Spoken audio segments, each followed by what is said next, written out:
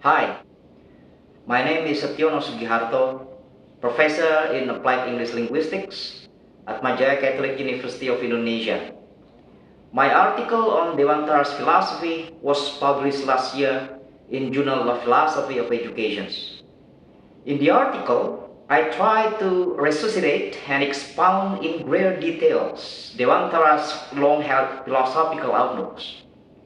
I argue that the philosophy dovetails with the tenets of conduct pragmatisms, whose fountainheads emanates from Colin Koopman's critiques of both experientialist and lingualist pragmatisms.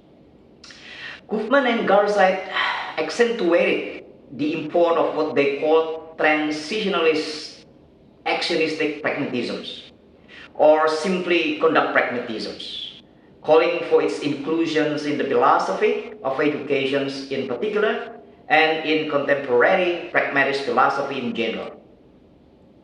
Unlike most philosophies practiced in the Western world, which have their antecedents and whose development is often based on the invocations of theoretical foundations from these antecedents, hence foundationalists in nature, Dewantara's philosophy, by contrast, outgrew of Japanese local wisdoms, ideas, virtues, daily teachings embedded in Japanese culture and ideology.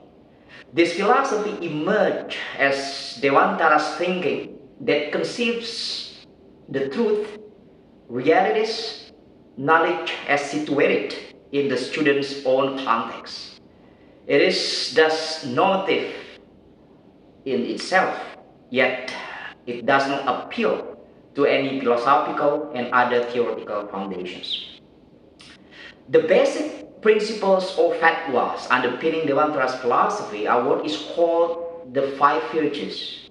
This includes nature, freedom, culture, nationalism, and humanity.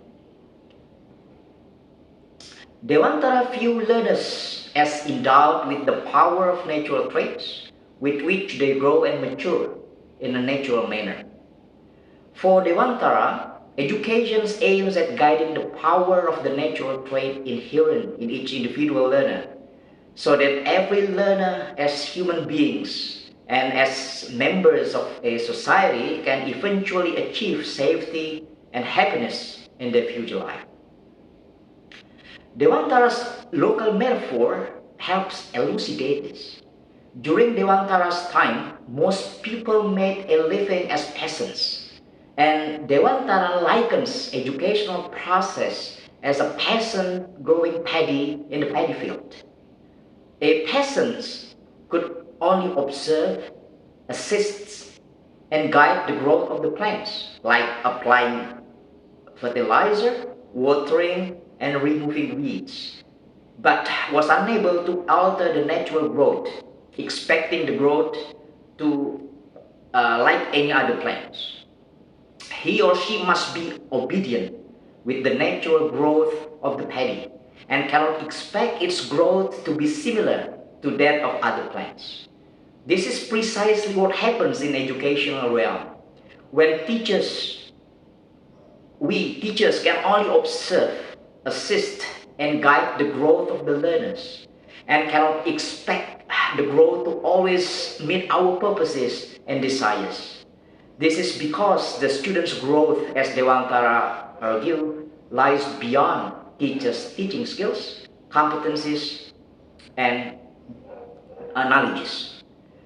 I hope the article can contribute to the insights which might be valuable to the discussions on pragmatisms as one of the influential philosophical traditions. Thank you.